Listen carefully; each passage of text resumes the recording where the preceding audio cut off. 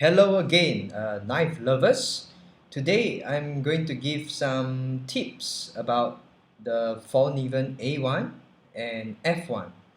Now, we shall start with the F1, this knife. Okay, a small 4-inch blade, almost 4-inch. Great personal carry knife. About this knife, one gripe that I have about the F1 is the sheath. The knife comes off too loosely from its sheath. If you hold it vertically and you give it a hard shake, the knife falls off. Again, you see, the knife just dislodges itself from the sheath a bit too easily for my liking. So, how do we actually make it tighter in the sheath? Make the locking tighter. If you have to go for a mission or outdoors, which requires you to have a better locking for better safety for your F1, what you can do is to simply take a rubber band to do a quick remedy. If you notice about the F1, where my light shines on the sheath, this is where this is the thing that locks the F1 in its sheath. When I remove the knife slowly, you can see that this flap raises up and goes back down. And when I replace the knife in the sheath, it goes up and then goes back down when the knife is locked in place. Basically, the sheath uses the finger guard over here to lock the knife. So the tightness of the locking depends on the stiffness of this flap. So in order to make the knife lock more securely in its sheath, what I'm going to do is simply take a rubber band,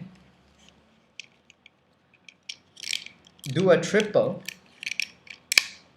on the sheath, put the rubber band over the flap, as you can see. So now it will make the locking of the F1 in its sheath much more secure. We will try. Now, I am going to replace the knife in its sheath. I'm going to try shaking it out.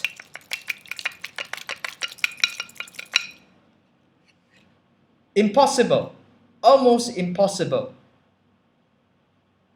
When I remove, I need to apply more pressure over here to remove the knife, but not a lot of pressure, just nice with this rubber band. So, a quick remedy for your F1 should you go on a hike or a mission requiring a more secure lock of your knife in this sheath. Fallkniven, if you are watching this video, I suggest that you stiffen this flap so that the F1 can be removed from its sheath with more pressure and locks more securely, because this flap on the F1 is too soft, too flexible compared to the flap on the A1's zytel sheath. Okay, one point to note about your F1. Now, Blunt Truth mentioned about the lanyard hole of the F1.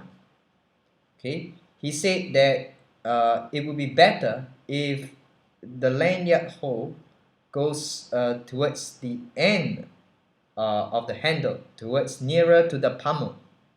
Okay, and I think that it is a good point. Blunt Truth was using a leather sheath, so I'm sure he didn't encounter this problem.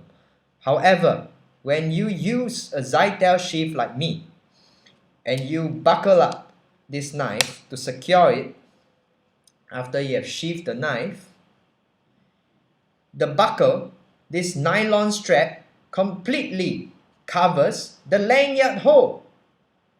And this is a very tight fitting strap. It wraps itself around the handle of the knife tightly. No, not much play. So if I have a 550 paracord through this lanyard hole, I'm not going to be able to buckle up easily. I have to actually do this. Put the buckle slightly below the lanyard hole and then cover up. More difficult, so that the lanyard hole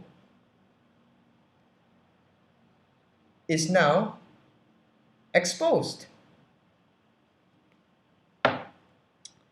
So one design that Fallkniven would like to look into to shift the lanyard hole further up here, so that when you use a zytel sheath and buckle up, the lanyard hole will be exposed.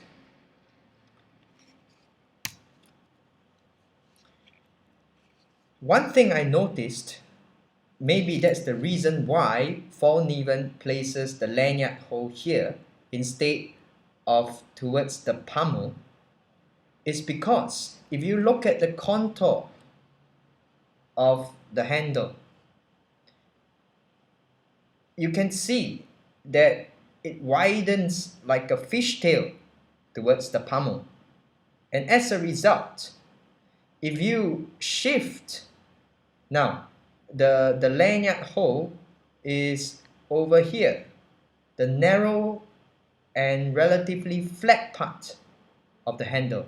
If Fallkniven shifts it towards the pommel, it would present a bit more of a manufacturing challenge to do so, because usually the lanyard hole is on the narrow and flatter part of the handle, and not so often it's more difficult to put the lanyard hole nearer to the flare of the handle. More work because of the metal tube. Okay, so now we will go on to part 2, because it's almost 10 minutes. See you in part 2.